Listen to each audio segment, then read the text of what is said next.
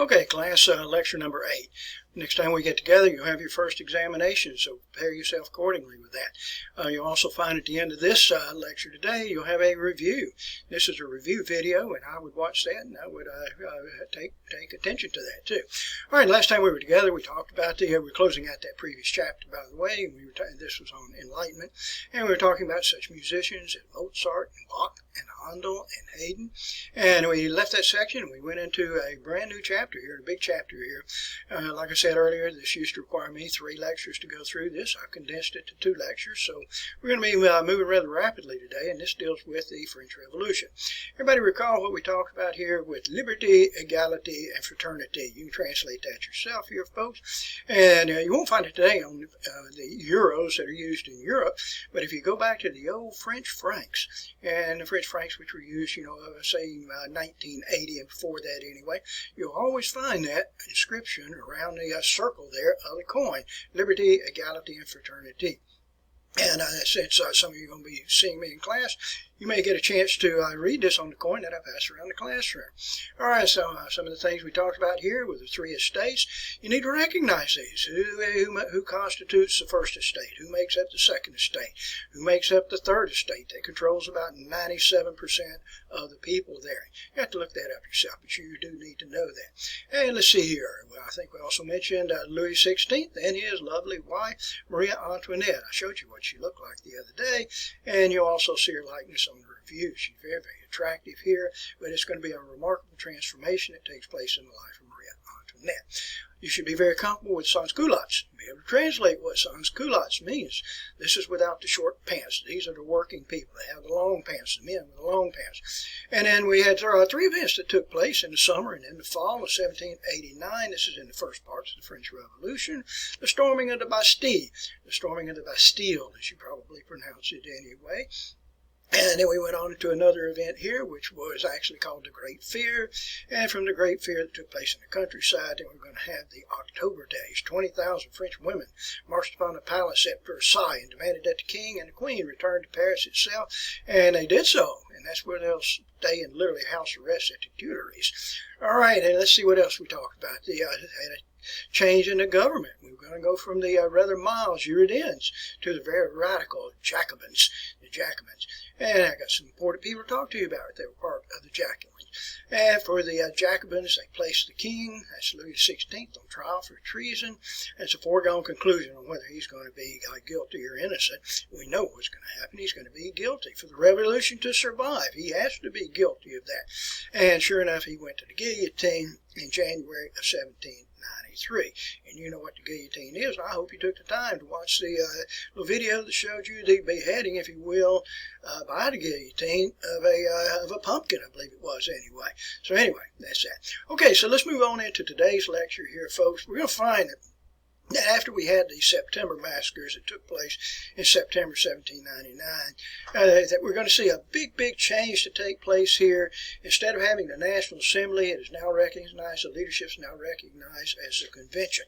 So let's go back to our camera here, folks.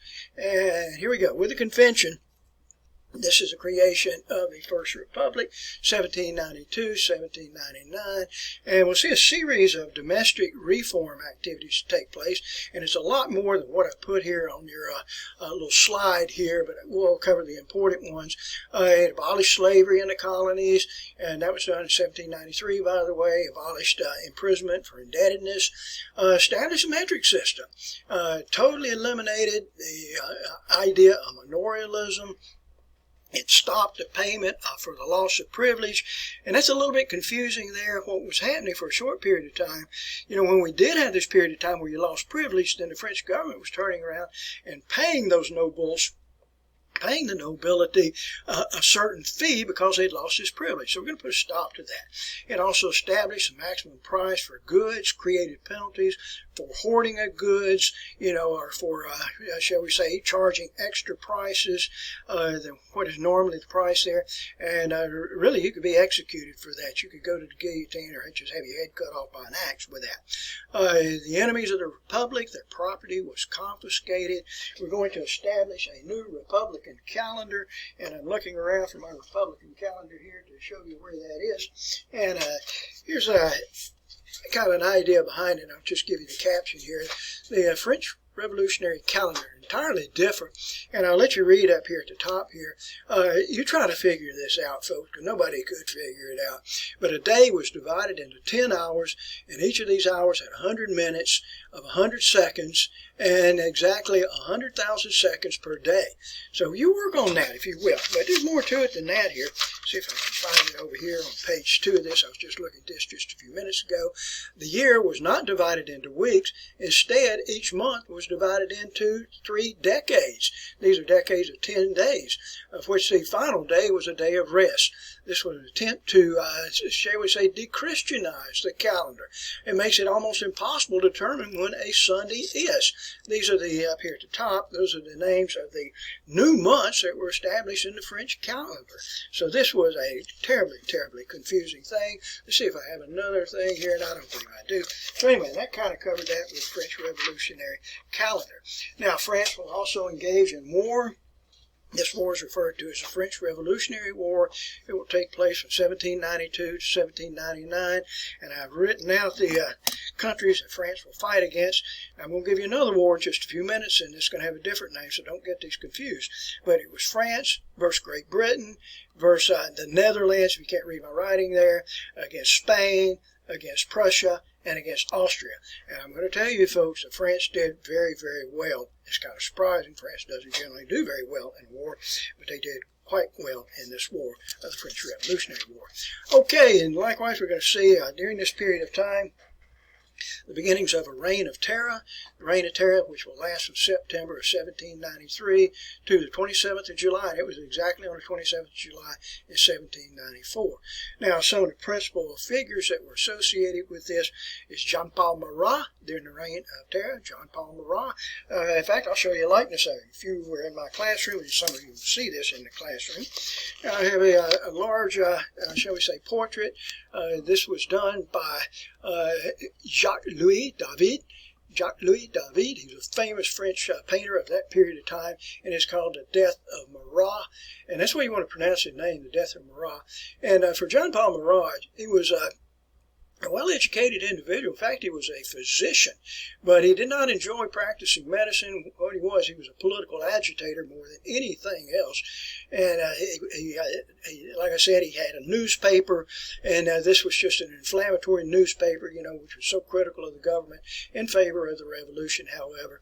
But he had a skin disorder, and what the skin disorder required him to do was to take constant baths, really constant baths, like Epsom salts in the bath.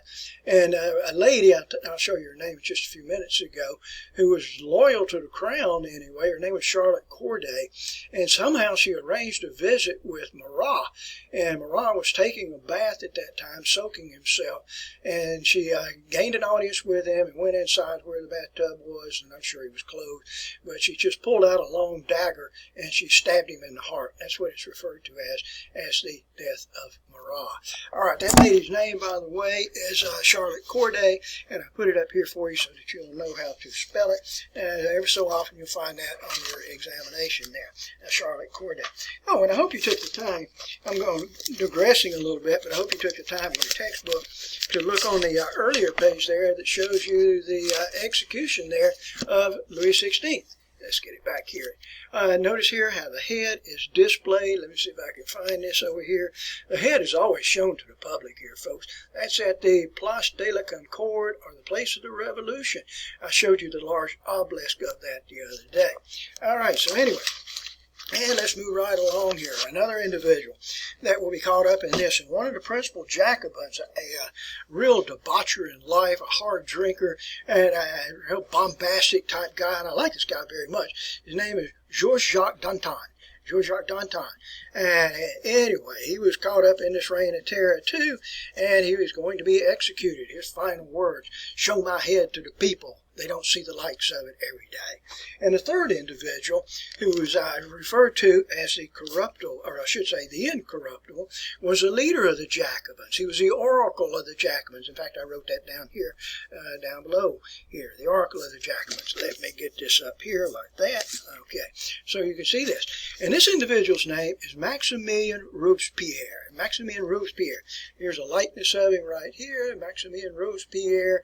And in fact, as the revolution started breaking down and he was executed right before the end of the Reign of Terror, he was kept in a place here in confinement here, a place which is called the Concierge.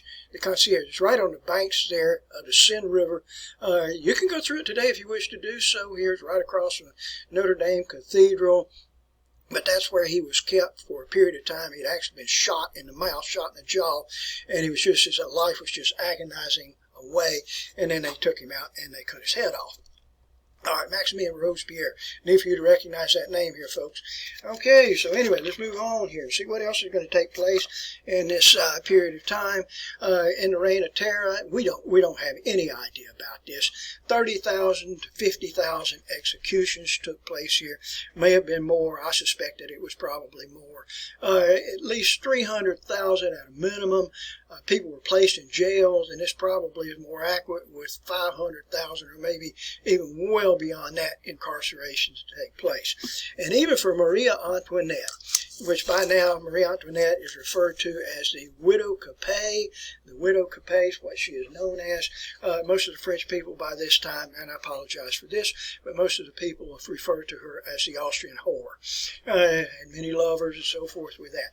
But on the 16th of October 1793, and this was a lady that had just such fine taste in life, was experienced just the greatest things in life itself. And here's a pencil drawing of Maria Antoinette. She's 38 years of age, if I remember right, anyway, and she looked like she was 68 years of age. The revolution had just overnight had added 30 years to her appearance here. This little pencil drawing here was also done by Jacques-Louis David, anyway, and she'd been placed in the Concierge, the same place as Robespierre was, except earlier than Robespierre.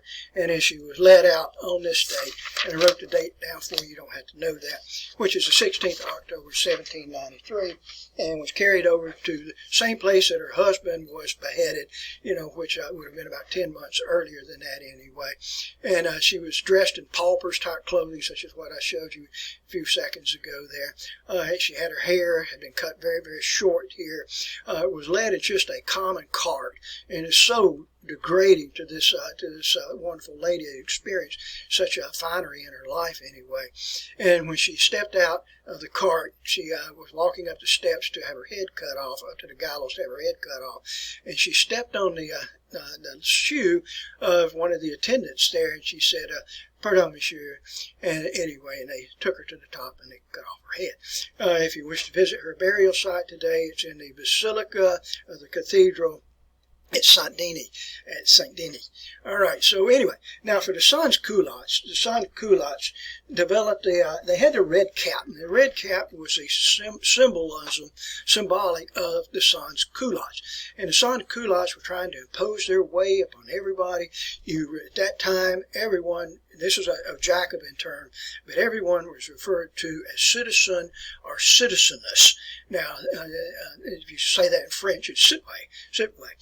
But the red cap, and you could always recognize a member of the sans-culottes. Number one, they had the long pants, and they also had the red cap, which symbolized liberty.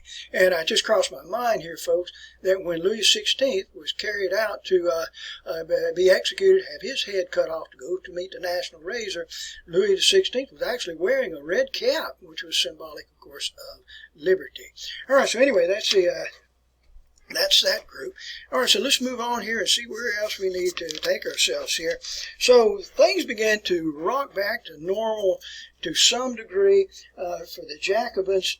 And for the Jacobins, they tried to hold new elections, and they did hold the new elections. And these elections would take place, and it didn't fit the ticket. It was not what the Jacobins and the convention actually wished the outcome to be with that. So they threw out all the election results. They just abolished all those election results here. And then what they're going to do here, folks, a person that had distinguished themselves during the French Revolutionary War and was liked by most individuals anyway, but he was literally a part of a coup. And this individual's name is Napoleon Bonaparte. And I'm sure you've heard of him before. His life spanned from the 15th of August in 1769 to the 12th of May in 1812. 21. And let me show you a likeness here of Napoleon. He's one of my favorite individuals here, folks. That's what he looked like here. He's not even French. He's Corsican.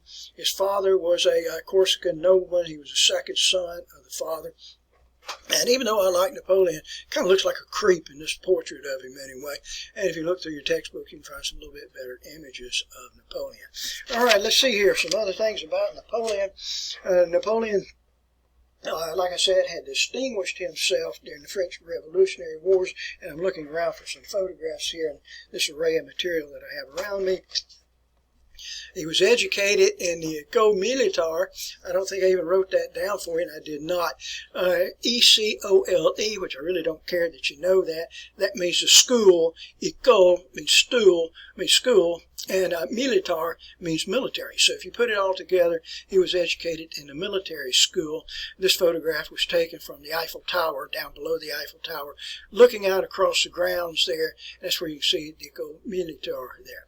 Okay, so anyway, graduated as an officer and a gentleman, and served in the war with that.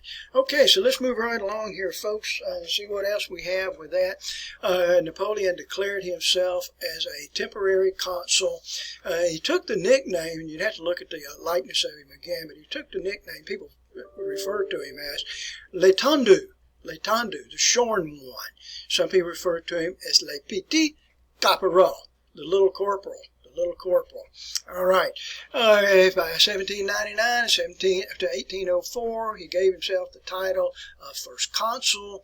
I hope some of this is sinking in here, folks. For Napoleon, he established educational reform, legal reform in most of the cities in France. He created a high school. These high schools were referred to as a lycée. If you had me last semester, you know, it's kind of like a cathedral school, kind of like a court school. He also created the Napoleonic Code, and this Napoleonic Code, which was based upon uniformity, which means the laws were applicable to everyone. There's no exclusion on that. He also advocated individualism, and individualism, that is your right to own property here. By 1802, Napoleon was referring to himself as consul for life, and in 1804, Napoleon crowned himself as Emperor Napoleon I. Does that sound like somebody that you've heard of before? And I hope you recognize that individual. In this portrait here, this shows you the crowning of Napoleon, and he actually crowned himself.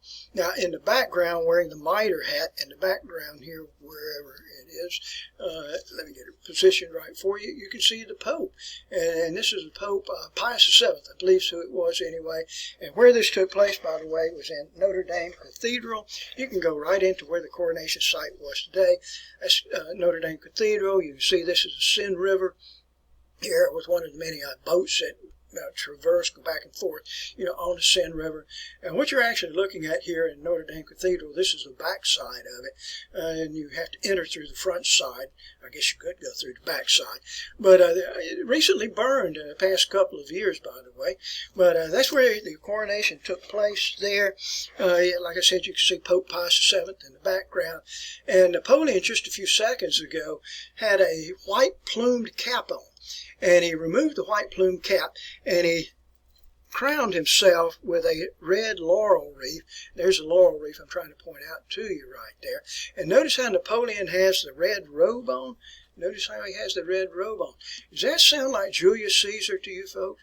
And that's what he's emulating. He's emulating himself as Julius Caesar.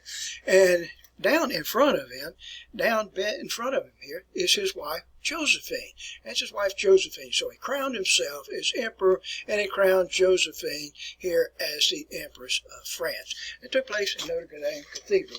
Visit there if you wish to do so. St. Bartholomew's Day Massacre took place there likewise here. So anyway, that's quite unique there about Napoleon himself. So let me tell you a little bit about Josephine. That's a pretty good point to mention this. For Josephine was not native to France. She was from one of the Caribbean islands, which is called Martinique. And it's kind of a neat place there, folks. It's French controlled. The language spoken in Martinique is French today. It's one of the sugar colonies. And when Josephine grew up there, she enjoyed sugar very much, and what it did, it just rotted her teeth, so she had black teeth, you know. But Napoleon was very attracted to that for some other reason. I don't think I would. And she was dark skinned. She was a Creole. She was dark skinned, and she was a very sexually experienced individual. And Napoleon liked that. That fired him up, so to speak. And in fact, both of them had numerous outside lovers, and Napoleon liked to have her to tell him all about it. I mean, Napoleon was a cuckold. That's exactly what it was here, and I'm talking about one of the individuals that I like very much. If you get the opportunity to go to Martinique, let's see if I can show it like this and not have to move my camera back. You can see here's a statue here in the island here of Martinique. I don't remember the name of the town anyway. A statue of Josephine. If you look down the side of the statue there, you can see how somebody has sadistically painted blood all down the statue, painted red paint on it, and it's symbolic of blood. The head of Josephine has been knocked off, you know, and I don't know. It's just, you would kind of think that Josephine from Martinique, you know, would be a popular individual, but apparently she is not popular with that. Yeah. Okay, so anyway, let's go back to my camera here, folks, and we'll pick up some more information here. So Napoleon is Napoleon I, the emperor. And with Napoleon, he will now begin a new series of wars, and these wars are referred to as the Napoleonic Wars. They will last from 1805 up until 1815. So in other words, they last for 10 years. Now, I've written out here, and I'm showing you the countries that Napoleon will be engaged with. He'll start out with France. Now, at first, Spain was allied with France, but later they will not, and Spain will actually become the enemy. But here we go. We have Great Britain, you have the Netherlands, you have Russia, you have Prussia, you have Austria, and we also have Sweden. So it's really a world war. Napoleon's at war with everybody, and they do quite well, particularly on the land part of the war, in the first parts of the war.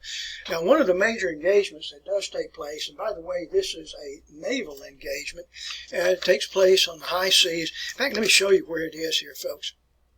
We'll go back to my map here, and I'll get out of your way. I better do it this way, get out of your way in this fashion here. And where this battle takes place is right off the Iberian Peninsula, right in this area, right through here. And it's referred to as the Battle of Trafalgar. And I'll go back to my slide here so you can see how to spell Trafalgar. And it took place here in 1805. It was a tremendous naval engagement here. You can read my article here. The battle that changed the world. And it's the Battle of Trafalgar. Notice the name here, over here, which is Nelson. You can see a portrait there of the battle. One of the ships, and the ship that is being sunk there. And the individual that I write his name out for you, I did not, but the British commander, and a very, very popular British commander, naval commander, was that of Horatio Nelson. Horatio Nelson. So what I want to try to draw for you folks, we had the French Navy, which I'll represent here in red, and then we had the French Navy's in green, by the way, and then we have the Spanish Navy that is in red here. And what they were doing, they were traveling in a line of ships, and just one behind the other there. And when Admiral Nelson, Horatio Nelson, approached, he's literally going to cross the T. So Nelson is approaching like this. He sent a word out to all his sailors. He said, England expects every man to do his duty. And when they went through, they hit the Spanish and the Navy, Spanish Navy and the French Navy. They caught them right in the middle. And when they did so, they split the French Navy and the Spanish Navy, split them apart from each other. And then what I tried to draw for you right here, then for the British Navy, once they have divided, they can now conquer in peace. And that's what they ended up doing, dividing the French Navy, dividing the Spanish Navy, and then winning this tremendous victory there. It is referred to as the Battle of Trafalgar, one of the most famous British victories, naval victories in the history of the country there. Unfortunately for Horatio Nelson, He was shot by a French sniper up in a crow's nest, and it was a mortal injury here. And for Horatio Nelson, his final words were, "Thank God I've done my duty." And his body was preserved in a cask of rum and eventually returned to London, and that's where it lies in state in St. Paul's Cathedral there. If you go to St. Paul's Cathedral, you can actually go up and see where the vault is of Horatio Nelson. And if you visit into London today, a very famous square there, which is called Trafalgar Square, and I'll probably mention that again toward the end of the semester, Trafalgar Square.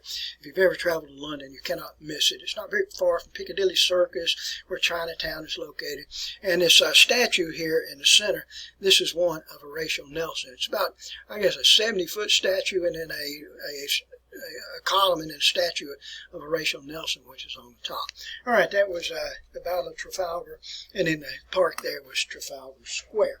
And if you visit there, and I've not seen this part here, folks, but if you go there today, they've actually restored the flagship HMS Victory of Horatio Nelson, and you can pay a few pounds, if you will, and you can actually go on that ship. All right, so shall we move right along here, folks, and let me see where we are. As a result of that, Napoleon has lost control of the high seas, but he still controls the mainland, the European continent. He controls that by and large, but he doesn't control the high seas.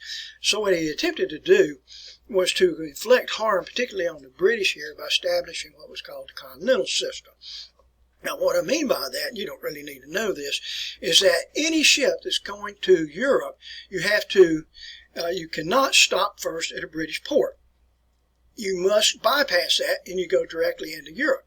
Well, Great Britain countered with that and placed a naval blockade around all the European ports. So this causes many countries, to include the United States here, to be caught in the center of that.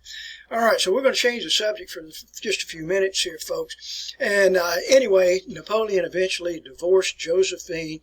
They had no children. It is thought that her fallopian tubes were so scarred from sexually transmitted diseases, or maybe the same would hold true for Napoleon himself, they never did have children. And he ended up marrying Maria Louise, and that was his second wife, and they did have a child together there with Maria Louise. Even though Napoleon and Josephine divorced, he looked after her for the remainder of her life anyway, or his life. And anyway, in fact, his final words were France Armée Josephine, France Armée Josephine. All right, so anyway, the war breaks out here, which is Napoleonic Wars, and I have to tell you that Napoleon did enormously well here. One of the battles that he will engage in the latter parts of 1805, his most famous victory of all, and you probably need to note this, folks, it is a battle which is called Austerlitz. That's the way you pronounce it here, Austerlitz. It's like where the Czech Republic is today. And for the French army under Napoleon, they met with the Austrian army and the Russian army. And just like we did at the Battle of Trafalgar, the Austrian army and the Russian army were divided. And then once you divide, then you just conquer each one of those. The Battle of Austerlitz, this will be on the easel in your classroom for you to look at, and you will probably get a chance to look at it anyway. Napoleon's his most famous victory. This will be followed in the following year by the Battle of Jena, Jena. Jena, this was up in Prussia, and French defeated the Prussians, and I'm telling you, folks, this just does not happen. Prussia does not get defeated on the battlefield. But in this engagement here, Napoleon did score victory here, and it caused the Prussians to go back and reevaluate, and revamp their entire military system as a result of that loss. All right, we're going to move on with a couple of other engagements that took place during this period here. We had the Battle of Friedland in 1807. France was victorious over Russia. We had the next battle that took place here, a significant battle that took place at the Battle of Wagram, W-A-G-R-A-M, Battle of Wagram, 1809. And France defeated Austria and Russia. It was a terrible, terrible loss of life on the part of the French. They came out victorious, but it was a huge loss of life. And I have to tell you, good folks, here at this Battle of Wagram, look at the date here, 1809. This is the last significant victory of a French army in combat to this very day here, folks. So it's been over 200 years since France has had a significant victory. And I'll just throw this in for size here, folks. And some of you may take offense with this, and I do have a little bit of French ancestry, so I can probably get away with this. But isn't it kind of amazing who are the two greatest military heroes of France? And one of these is a 17-year-old girl by the name of Joan of Arc, and the other is a man from Corsica, not even French. Well, maybe in a way I'm trying to be a little bit cute with that, all right? But I left out Charlemagne. Okay, so back we go here. All right, let's see what else we have here. So, Napoleon was always just full of himself here. He would place his own brothers and sisters on his court. His mother sat on his own court here, and his mother was just fret away the time. If only it lasts. When is it going to end? He appointed his brother Joseph Bonaparte as King of Spain, and in fact, the French army invaded Spain there, and under Joseph they didn't do very well, but they were allied with the British, and the British made use of the very effective leadership of a person by the name of Sir Arthur Wellesley, commonly referred to as the Duke of Wellington. And if you go outside the Buckingham Palace, outside the gates of Buckingham Palace, and not very far away, just a couple hundred yards away, and you'll find in London here this big statue there of Sir Arthur Wellesley, the Duke of Wellington. So a very popular individual. Wellington boots, some of you may be familiar with that. Okay, so then we had reason to believe, Napoleon had reason to believe that Russia was going to begin trade with Great Britain. And what this means here, folks, that's a clear violation of the continental system that Napoleon had established. So to punish Russia, Napoleon assembled this huge army. They referred to that army as Les Grandes Armées. Les Grandes Armées. It was an army that was composed of 600,000 to invade Russia. And so what they're going to do, Russia's a long way from France, as you well know with that. So what they ended up having to do is travel across Prussia, travel across just the central parts of Europe itself, on their way en route to Russia. And when they left in 1812, it was very nice weather. But by the time they arrived in Russia, the weather had chilled significantly there.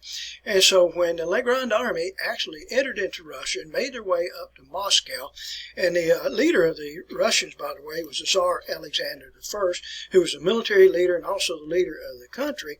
And what you traditionally do when somebody takes your capital, like Moscow, traditionally you surrender.